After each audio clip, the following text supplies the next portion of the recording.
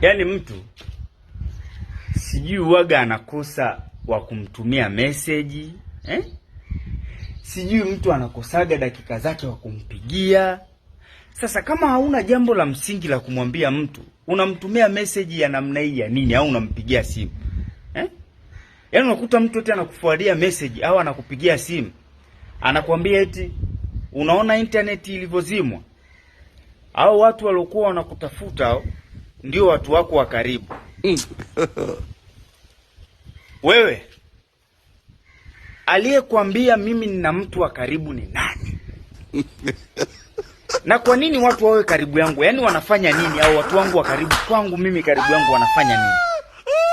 Mimi sina watu wa karibu, mimi nina ndugu ambaye haijalishi internet, haijalishi hana vocha, haijalishi nini, atanitafuta tutatafutana.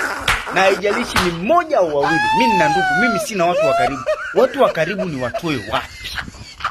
Kwa nini mimi? Na kwanza aliyekwambia mimi nina karibu ni nani? Yaani mimi ninamiliki karibu ni nani mpaka niwe na watu wa karibu? Watu wa karibu hiyo.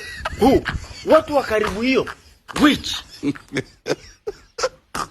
Kwa hiyo wewe umeona tu kwamba internet ilipozimwa ndo kuna watu wa karibu. Watu wa karibu wanatokea wapi? Wako sehemu gani? Ni watu wa aina gani? Na sasa hivi kuna watu wa karibu kweli? Watu wa karibu mpaka uwe na kitu. Ukiwa una kitu unakuwa na mtu wa karibu. Mimi nina ndugu.